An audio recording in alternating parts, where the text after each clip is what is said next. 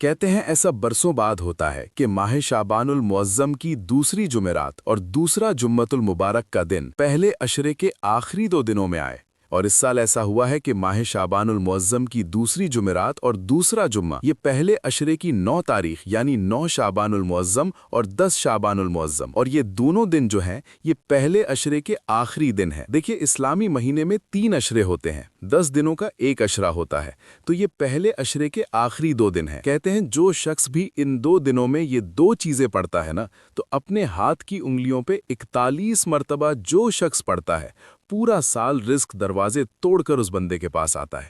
اب اس بندے کو رزق اور دولت کے پیچھے بھاگنے کی ضرورت نہیں پڑتی، کیونکہ یہ جو 41 کا عدد ہے نا، یہ اس کی زندگی بدل سکتا ہے، اس کے حالات بدل جائیں گے۔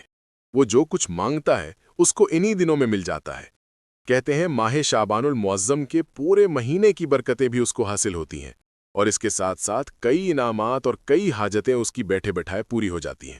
اس لیے کہ یہ عمل اتنا طاقتور ہے، اتنا کمال کا اور اتنا مجرب ہے کہ آپ نے اس عمل کی ترتیب اور طریقہ کار کو سمجھنا ہے، کیونکہ اس طرح کے اعمال بہت کم لوگ جانتے ہیں، اور کیونکہ اس کے ذریعے رزق ملتا ہے، سکون ملتا ہے، رکاوٹیں ختم ہوتی ہیں، دعاؤں کی قبولیت بڑھ جاتی ہے، اور بندے کو وہ حالات جو اس کی زندگی بدل دیتے ہیں، یعنی مقدر کو بدلنے والا یہ عمل ہے۔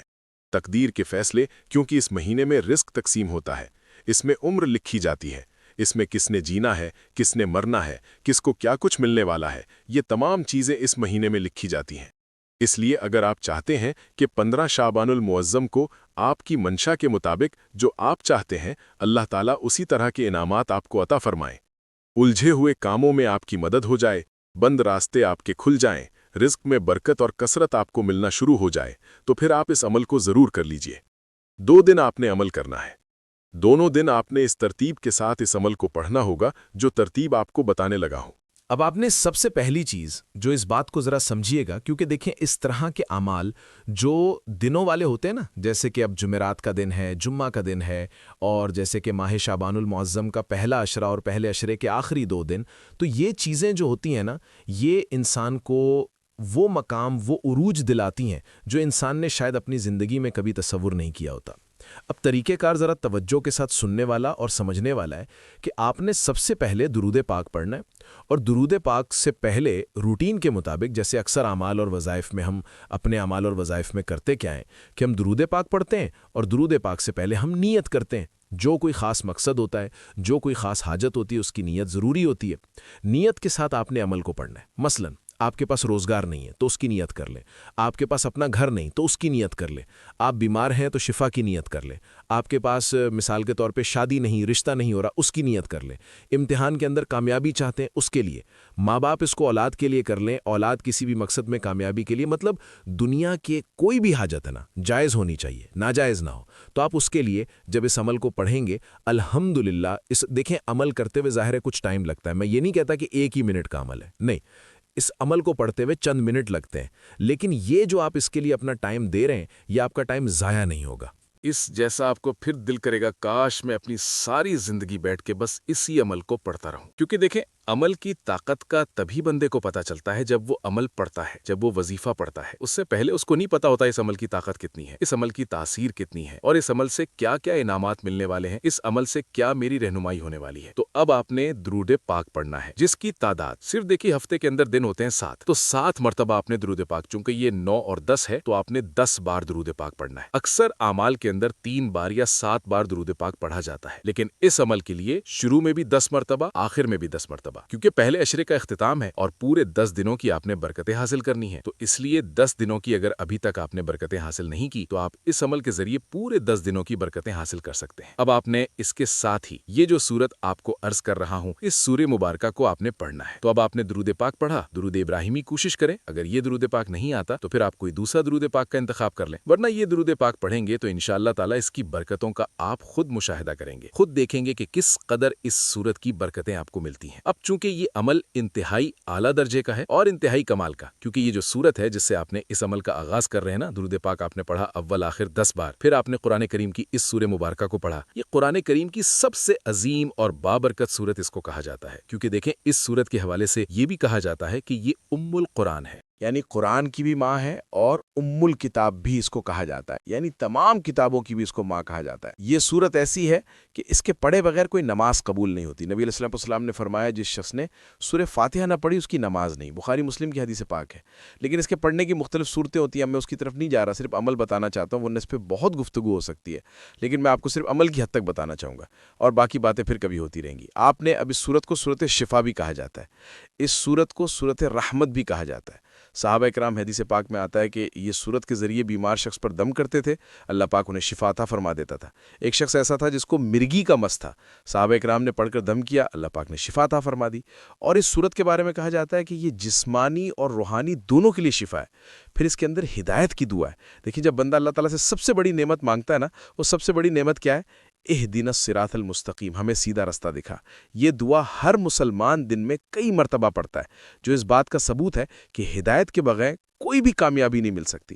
تو آپ نے اس طرح پڑھنی: بسم اللہ الرحمن الرحیم، الحمدللہ رب العالمین، الرحمن الرحیم، مالک یوم الدین، ایاک نعبد و ایاک نستعین، اہدنا الصراط المستقیم، صراط الذین انعمت علیہم غیر المغضوب علیہم ولا الضالین، آمین۔ بسم اللہ الرحمن الرحیم، الحمدللہ رب العالمین، الرحمن الرحیم، یعنی 1 منٹ پہ آپ اس کو کم از کم 3 سے 4 مرتبہ بڑی آسانی کے ساتھ پڑھ لیں گے۔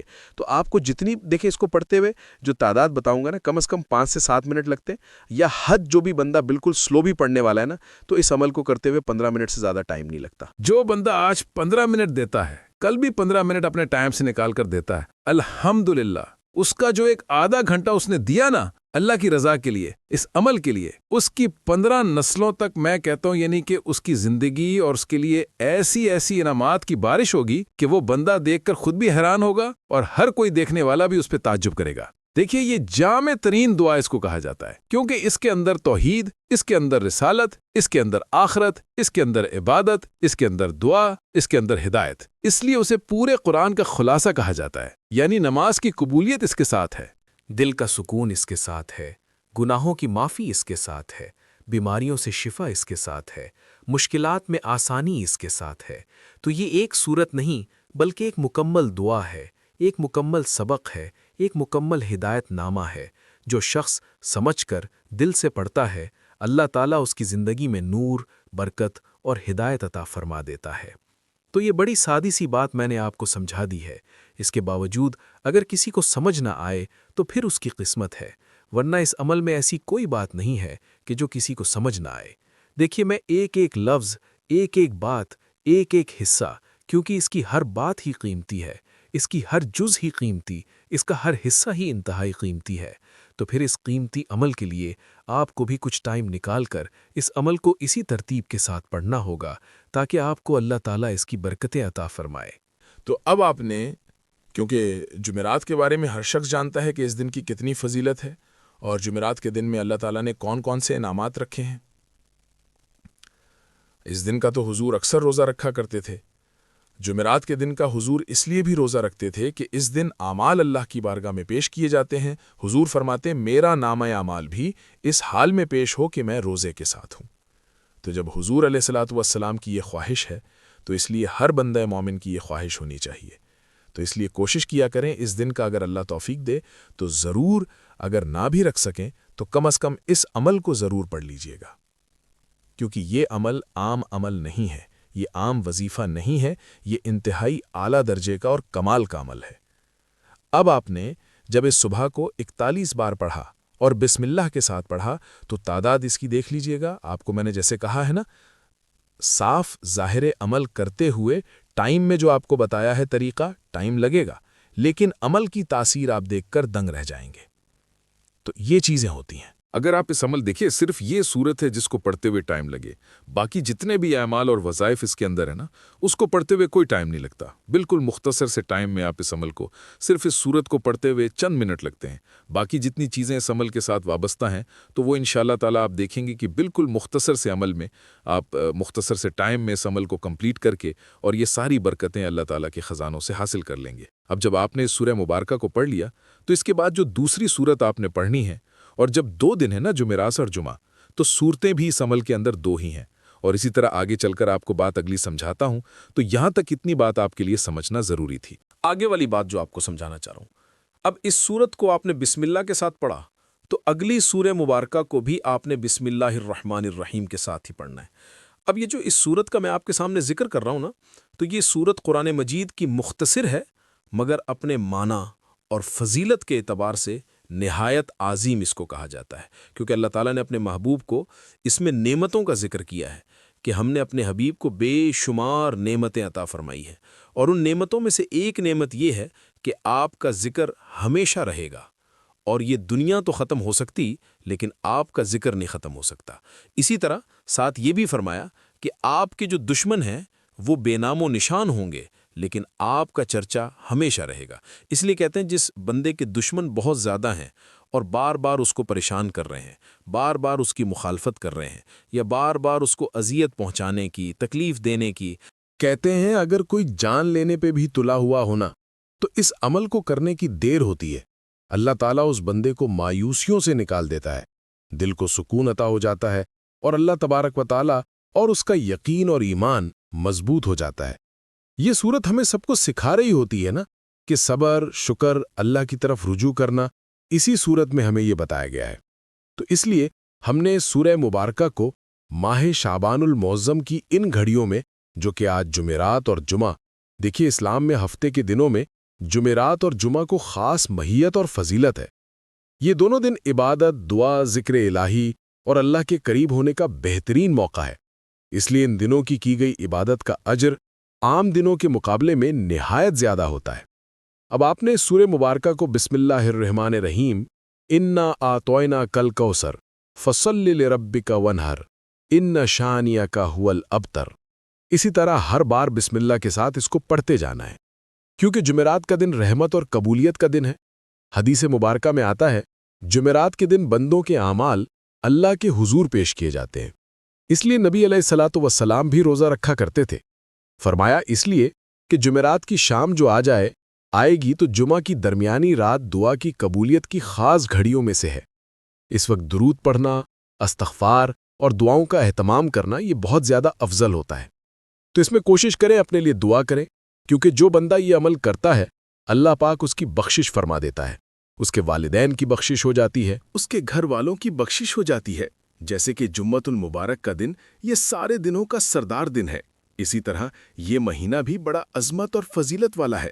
جب جمعے کی برکت ہو، ساتھ ماہ شعبان المعظم کا مہینے کی برکت ہو، جب اس قدر برکتیں، اور پھر اس دن میں ایک نیکی کا ثواب عام دنوں کے مطابق مقابلے میں 70 گنا بڑھا دیا جاتا ہے، تو اس لیے نبی علیہ الصلاۃ والسلام نے فرمایا کہ حضرت آدم علیہ الصلاۃ والسلام کی پیدائش بھی اسی دن ہوئی، اس دن جنت میں داخل کیے گئے، اسی دن قیامت قائم ہوگی، کیونکہ جمعہ کا مطلب ہوتا ہے جمع، اس میں تمام چیزیں جمع ہوتی ہیں، تو اس دن میں اللہ تعالیٰ نے تمام مخلوق کو جمع کیا تھا، تو اس لیے اس دن کا ہر لمحہ، ہر گھڑی ہی نہایت قیمتی ہے۔ اس لیے ہمیں کوشش کرنی چاہیے کہ اس میں جتنا زیادہ، کیونکہ یہ دونوں دن ہمیں یاد دلاتے ہیں کہ ہم زندگی کا محاسبہ کریں، اللہ کی طرف رجوع کریں، اپنے اعمال کو سنواریں۔ جو شخص ان دنوں کو عبادت میں گزارتا ہے، یا کم از کم یہ عمل کر لیتا ہے جو آپ کی خدمت میں پیش کیا جا رہا ہے، اللہ پاک اس کے دل کو نور اور زندگی کو برکتیں عطا فرما دیتا ہے۔ آخر میں بس یہی کہوں گا کہ یہ رحمتوں کے خاص دن ہیں، ہمیں ان دنوں کو غفلت میں ضائع نہیں کرنا چاہیے، بلکہ کم از کم ہم یہ صورتیں پڑھ کر، اس کے ساتھ اور تسبیحات پڑھ کر، ابھی اس سورہ مبارکہ کو بھی آپ نے 41 بار پڑھنا ہے، لیکن ترتیب، طریقہ کار وہی جو میں نے آپ کے سامنے عرض کیا ہے۔ اور جمعے کے دن ہماری خصوصی دعا ہوگی، جو لوگ اس دعا میں اپنا نام شامل کروانا چاہتے ہیں صرف 10 بار درود پاک پڑھیں، کمنٹ میں نام لکھیں، انشاءاللہ تعالیٰ دعاؤں میں شامل کیا جائے گا۔ تو یہ ذکر، یہ عمل اللہ کی رضا کے لیے کریں، اللہ کو راضی کرنے کی نیت سے پڑھیں۔ دیکھیں قرآن کریم کی عظیم آیت ہے جس کے ساتھ آپ نے دونوں صورتوں کو پڑھا ہے، یہ بابرکت ہے جس سے ہر صورت کا آغاز ہوتا ہے۔ اکثر لوگ کہتے ہیں کہ اس کے بغیر بھی کام چل جائے گا، لیکن ہمارے بزرگ اور ہمیشہ ہم نے اس کے ذریعے دیکھا ہے کہ جو فائز اور جو برکت اس کے ذریعے ملتی ہے نا، شاید وہ سادہ پڑھنے سے نہیں ملتی۔ اس لیے دوستوں، اگر تو آپ ہماری بات پر عمل کریں گے، انشاءاللہ इंशाअल्लाह ताला आपको ये बार बार इसलिए बात बताई जा रही होती है ताकि आप इस पर अमल पैरा हों और आपको मुकम्मल बरकतें मिले। देखिए, इसमें 2-3 मिनट इजाफा लग जाएं और ज्यादा लग जाएंगे तो 2-3 मिनट से कोई फर्क नहीं पड़ता। जब बंदे को इतना कुछ मिल रहा हो ना तो फिर वो तो बनना चाहता है। देखिए, आपको अगर कहीं किसी जगह किसी अफसर के साइन ही करवाने हो तो आपको घंटा भी बैठना पड़े तो आप बैठ जाते हैं। कोई और आपका मसला फंस जाए, आपको बैंक में कोई बिल जमा करवाना पड़ जाए तो आपको 2 घंटे खड़ा होना पड़े तो हो जाते हैं। तो यार, अल्लाह की रजा के लिए चंद मिनट आप नहीं निकाल सकते। इसलिए इस अमल को मुकम्मल समझ कर करेंगे, इंशाअल्लाह ताला जिंदगी में इनकलाब बरपा होगा। क्योंकि रूहानी बड़े फायदे हैं इसके, क्योंकि इसके पढ़ने से दिल बाग बाग हो जाता है। रिस्क में बरकत और कसरतुन मुसीबत और आजमाइश में आसानी, बद शैतानी वसवसों से हिफाजत है। क्योंकि बच्चों को भी हमेशा इसी के मुताबिक तालीम देने की कोशिश करनी चाहिए। जो बच्चों को छोटी उम्र से ही ये पढ़ने की आदत डालते हैं ना, ये आदत उनके अमाल को नेकी की तरफ ले जाती है, उनकी जिंदगी में बरकत पैदा हो जाती है। इससे जिंदगी में एक बहुत बड़ी तब्दीली आती है। इसके अमाल अल्लाह के सुपुर्द हो जाते हैं, क्योंकि ये हमें एहसास दिलाती है कि हम जो कुछ भी करते हैं वो अल्लाह के भरोसे ही करते हैं। आखिर में यही बात इसके बारे में कह के आगे की तरफ बढ़ना चाहता हूँ, क्योंकि आपने इसके बाद अब अल्लाह ताला का वो नाम लेना है जो कुरान मजीद के अंदर भी जिक्र है और जिसके पढ़ने से अल्लाह ताला खुफिया यानी ऐसे चुपचाप, जिसको हम कहते हैं ना चुप चुपेते ही मदद हो जाएगी। कोई शोर नहीं, कोई ऐसी बात नहीं, कोई ऐसी चीज़ नहीं, बस उसको बैठे बैठे ही अल्लाह की मदद आना शुरू हो जाएगी। क्योंकि इस अमल की खासियत ही ये है कि अब उस बंदे को बग़ैर शोर के, बग़ैर किसी टेंशन के, बग़ैर ऐसे बातों के अल्लाह ताला की मदद उसके ऊपर बरसना शुरू हो जाती है। क्योंकि देखिए, इसके ज़रिए अल्लाह ताला ये हमें चीज़ें बता रही होती है ना कि राज़िक अल्लाह ताला है। हमने मेहनत, हमने अमल के अंदर करनी है, कोशिश करनी है। शैतानी वसवसों से बचे रहें। शैतान रोकने की कोशिश करेगा कि अमल से कुछ नहीं होने वाला, कोई फ़ायदा नहीं होने वाला। क्योंकि जब रिस्क में रुकावट हो, कारोबार में नुकसान हो, माली परेशानियां हो, तो फिर अल्लाह के करीब हमें यही अमल करते हैं। यही अमाल हमें अल्लाह का कुर्ब दिलाते हैं। तो अल्लाह ताला से इसके ज़रिए गैब से अल्लाह ताला मदद फरमाता है। तो गैबी मदद वाला भी इस अमल को कहा जाता है। तो अब आपने दोस्तों, जो मैंने आपके सामने ज़िक्र किया है, तो अब आपने ये तस्बीह पढ़नी होगी और इस तस्बीह को तसव्वुर यही रखना है कि मेरा रब ही मेरी मदद फरमा रहा है और मैं अपने रब की बारगाह से इल्तिजा कर रहा हूँ या कर रही हूँ। ख़वातीन भी इस अमल को पढ़ सकती हैं। मर्द हजरात, अब दुनिया के जिस कोने में भी, जहाँ भी हैं, आप इस अमल को इसी तरतीब के साथ पढ़ेंगे। अब आपने ये अल्फाज पढ़ने हैं, या लतीफ़ू, या लतीफ़ू, या लतीफ़ू। अब ए लुत्फ़ो करम वाले, इसके मुख्तलिफ मानी हैं और इसको आपको पता है, रिश्तों की रुकावट हो, इम्तिहान में नाकामी हो, मुक़द्दमात और झगड़े हों, कर्ज़ हो, कोई भी किसी किस्म की परेशानी हो, बस इसको पढ़ने की देर है। घबराहट भी इंसान की ख़त्म हो जाती है, मायूसी ख़त्म हो जाती है, खौफ ख़त्म हो जाता है, बेसुकूनी ख़त्म हो जाती है। क्योंकि अक्सर अंबिया किराम भी अल्लाह ताला के हुजूर दुआ, देखिए, जब इबादत करें ना तो फिर खुशू खुजू के साथ करें। एक बात जहन में और भी रखिएगा, घरों से लड़ाई झगड़े भी इस अमल के ज़रिए, क्योंकि लताफत, बारीक बीन, नरम, तो इसके ज़रिए नरमी आती है, झगड़े ख़त्म होते हैं, मोहब्बतें पैदा होती हैं, औलाद के दिल में माँ बाप की मोहब्बत पैदा हो जाती है। तो इसलिए ये अमल जो है ये इंतहाई ताकतवर है और इंतहाई कमाल दर्जे का है। इसके रूहानी बड़े फ़ायदे हैं कि इबादत में भी लज्जत आने लगी। अक्सर लोग कहते हैं मेरा तो यार पढ़ने को दिल ही नहीं करता, मेरा तो कोई अमल करने को दिल ही नहीं करता। तो फिर मैं उनको यही कहता हूँ, भाई ये अमल पढ़ के देखें। आपकी दुनिया ना बदले, आपकी ज़िंदगी ना बदले, आपके हालात ना बदलें तो फिर कहना। तो फिर जब पढ़ते हैं अल्हम्दुलिल्लाह फिर इनामात भी मिलते हैं, फिर मायूसियाँ भी ख़त्म होती हैं, फिर वो जो चाहते हैं अल्लाह ताला अपने फ़ज़ल से, अपनी रहमत के ज़रिए अपने बंदों को अता भी फरमाता है। तो अब आपने दोस्तों इस तरतीब के साथ ही इस अमल को पढ़ना होगा। अब ये जो इसमें मुबारक मैंने आपको ये जो तस्बीह बताई है, इसको आपने 41 बार पढ़ना है। आज का अमल अक्सर इन्हीं अल्फाज पर ही होता है, यानी कि उसकी तादाद जो है वो 41 बार ही होती है। अब 3 चीज़ें मैं आपको बता चुका हूँ, यानी 3 काम आपने पहले कर लिए। अब इसके बाद अगला काम जो आपने करना है, चूँकि लफ्ज़ शाबान जो है ना, इसके अंदर 5 हर्फ हैं, तो इन 5 की निस्बत से आपने ये 5 काम करने होते हैं। तो ये जब 5 काम करेंगे इंशाअल्लाह ये 5 तन पाक के निस्बत से अमल करने के 5 मिनट बाद ही आप इसकी तासीर और ताकत को खुद अपनी जागती आंखों से देख लेंगे। अब क्योंकि जो मैंने पहले आपको ये तस्बीह बताई है ना, इससे दिल नर्म होगा, गुस्सा भी कम। जो लोग कहते हैं मैं गुस्सा बड़ा आता है, गुस्सा भी कम होगा امید بڑھتی ہے، اللہ پر بھروسہ مضبوط ہوتا ہے۔ تو کہتے ہیں مشکل میں نرمی، جو مسئلہ سخت اور ناممکن لگتا ہے نا، اس کے پڑھنے سے اس میں نرمی اور آسانی آتی ہے۔ بند راستوں اللہ ایسے راستے کھولتا ہے جو عقل میں نہیں آتے۔ رزق آتا ہے مگر شور بھی نہیں ہوتا، شور کے بغیر، اور ایسی برکت، یہ بات بڑی سمجھنے والی ہے، ایسی برکت جو نظر نہ آئے مگر محسوس ہو۔ دل کا سکون، بے چینی، گھبراہٹ، خوف ختم، بس اب دیکھتے جائیے گا اس کی برکتیں۔ تو آپ نے اس کو 41 بار پڑھنا ہے۔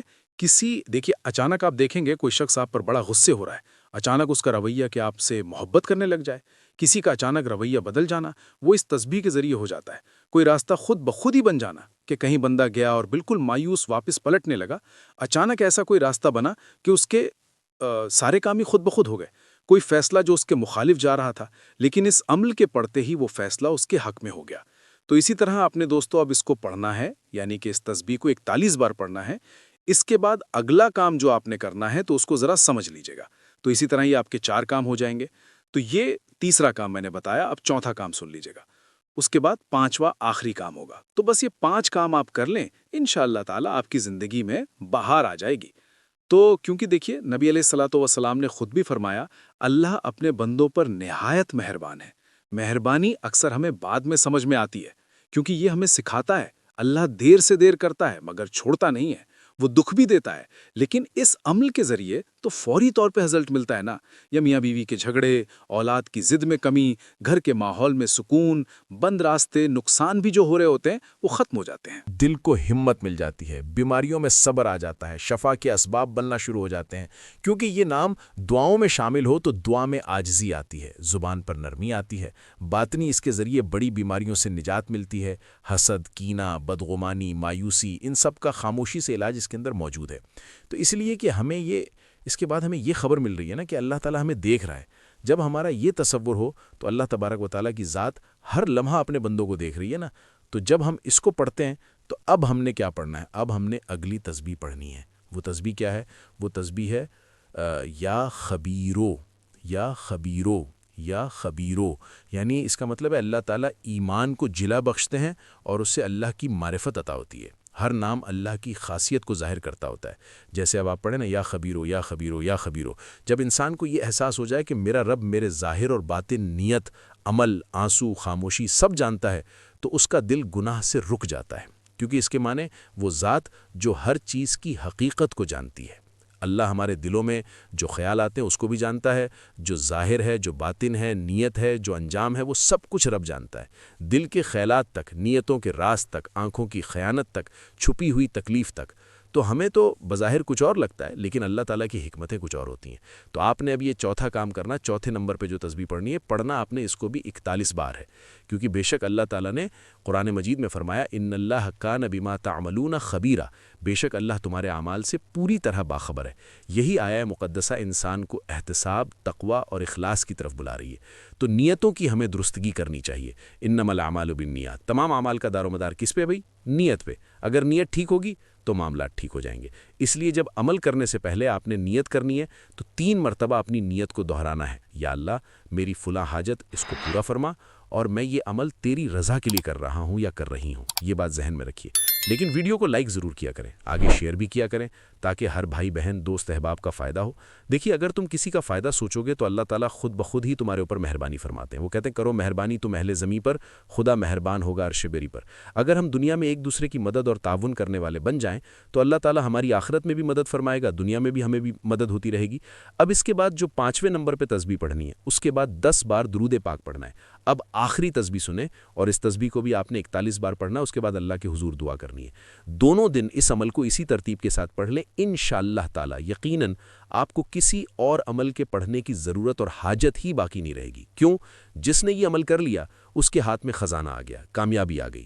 اب آپ نے تصور دیکھیے، اکثر ہمارے اوپر جو وبال اور مشکلات آتی ہیں ہمارے گناہوں کی وجہ سے، اب ہم نے تصور رکھنا ہے کہ یا اللہ میرے تمام گناہوں کو معاف فرما۔ آپ نے یہ کلمات پڑھنے، استغفر اللہ، استغفر اللہ، استغفر اللہ۔ ویڈیو کو لائک کریں۔